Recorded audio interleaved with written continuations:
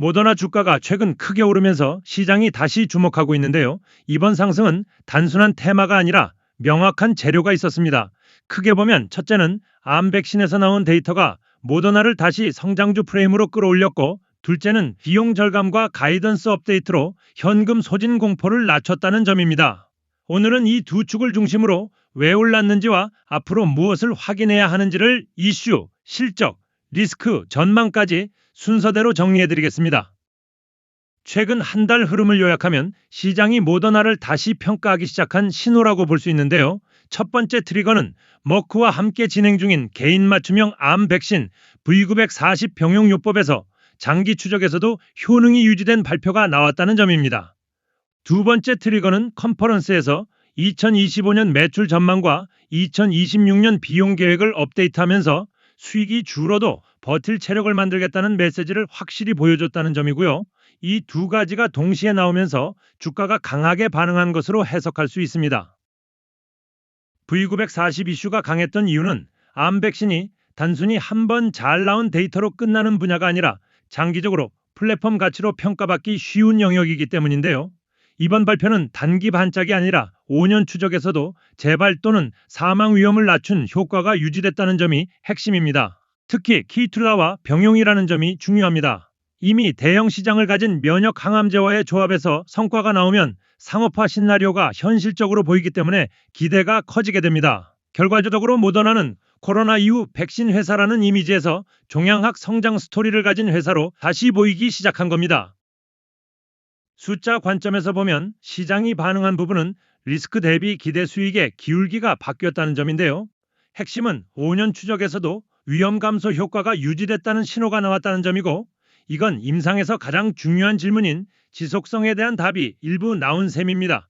여기서 기대가 커지는 이유는 성공하면 적응증 확장과 파이프라인 확장이 따라오면서 매출 잠재력이 단일 제품이 아니라 플랫폼처럼 커질 수 있기 때문입니다. 다만 이게 곧바로 상업화 확정이라는 뜻은 아닙니다. 지금부터는 후기 임상, 규제, 생산과 가격까지 넘어야 하고, 다음 데이터가 기대에 못 미치면 변동성도 크게 나올 수 있습니다. 즉, 기회가 커진 만큼 기대치도 올라갔다. 이 균형을 계속 봐야 합니다.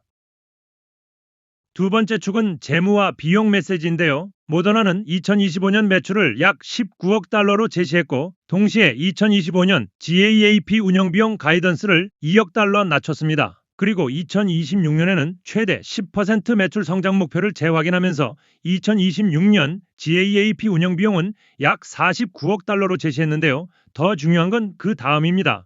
2027년 운영비용을 42억에서 46억 달러 수준으로 추가 절감하겠다고 못 박았고, 2028년에는 현금 흐름 손익분기 달성을 목표로 제시했습니다. 바이오에서 주가가 흔들릴 때 가장 무서운 게 현금 소진인데, 이 프레임을 다시 잡아준 것이 단기 주가에 방어력을 제공했다고 볼 수 있습니다. 그럼 지금 모더나는 어디서 돈을 벌고 있느냐를 봐야 하는데요. 단기적으로는 호흡기 백신 프랜차이즈가 중심입니다. 코로나 백신은 수요가 계절성, 정책, 접종률에 크게 흔들리기 때문에 분기별 변동성이 큽니다. RSV 백신은 매출 다변화의 축이지만 경쟁이 매우 치열하기 때문에 시장이 진짜로 보고 싶은 건 출시 자체가 아니라 시즌이 끝났을 때 점유율과 수요 지표가 어떻게 나오는지입니다. 결국 단기 실적의 관건은 코로나 매출의 하락을 RSV와 차세대 제품이 얼마나 메워주느냐, 그리고 그 과정에서 비용 절감이 얼마나 효과적으로 현금 흐름을 방어하느냐로 정리할 수 있습니다. 파이프라인을 한 문장으로 말하면 기대의 중심은 종양학이고 현금의 중심은 호흡기 백신이라고 정리할 수 있는데요. 종양학에서는 V940의 후속 임상과 적응증 확장이 가장 큰 변곡점이 될 가능성이 큽니다. 반면 호흡기 백신 라인은 중기 현금 창출의 기반이지만 시장이 이미 혼잡하기 때문에 성장 속도는 경쟁과 가격, 시즌 수요에 의해 제한될 수 있습니다. 또 하나 중요한 건 선택과 집중입니다. 모더나는 성과가 약한 프로그램은 정리하고 가능성이 큰 축에 자원을 몰아주는 흐름을 보여왔는데요. 이 과정이 잘 되면 효율이 올라가지만 반대로 과도한 축소는 연구 개발 속도를 떨어뜨릴 수 있어 균형이 필요합니다. 이제 리스크를 냉정하게 정리해보면요. 첫째, 암 백신은 후기 임상과 규제 단계에서 변수가 매우 큽니다. 둘째, 지금은 기대치가 올라간 상태라 다음 데이터가 평범해도 실망으로 해석될 수 있습니다. 셋째, 매출 기반이 아직 크지 않기 때문에 분기별 변동성이 커서 실적 시즌마다 주가가 출렁일 수 있습니다. 넷째, 호흡기 백신 시장은 경쟁이 치열해 가격과 점유율이 압박을 받을 수 있습니다. 다섯째, 비용 절감이 지나치면 장기적으로 파이프라인의 속도와 질이 훼손될 수 있습니다. 결국 모더나는 지금 기회가 커진 만큼 리스크 관리 능력도 함께 평가받는 구간입니다. 전망은 낙관, 중립, 비관 세 가지로 나눠보는 게 현실적인데요. 낙관 시나리오는 V940 후기 임상 모멘텀이 이어지고 RSV와 차세대 코로나 백신이 시즌에서 점유율을 확인시키면서 2026년 매출 성장 최대 10% 가이던스가 신뢰를 얻는 경우입니다. 중립 시나리오는 V940는 긍정적이지만 데이터 간격이 길어 시장이 기다리는 시간이 늘고 호흡기 매출은 평이하지만 비용 절감이 밸류를 방어해주는 흐름입니다. 비관 시나리오는 V940 후속 데이터가 기대에 못 미치거나 일정이 밀리고 호흡기 매출도 약해져 2026년 성장 프레임 자체가 흔들리는 경우입니다. 즉, 핵심은 성과보다도 성과가 나오는 속도와 확실성입니다. 마지막으로 앞으로 주가를 다시 크게 움직일 이벤트 체크리스트를 정리해드리겠습니다.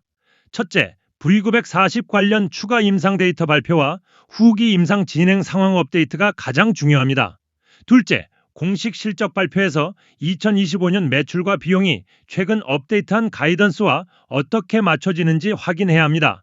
셋째, 2026년 최대 10% 매출 성장 목표가 제품 믹스와 수요 지표로 설득력 있게 보강되는지도 핵심이고요. 넷째, RSV와 차세대 코로나 백신의 시즌 판매 지표가 실제로 점유율로 연결되는지 봐야 합니다.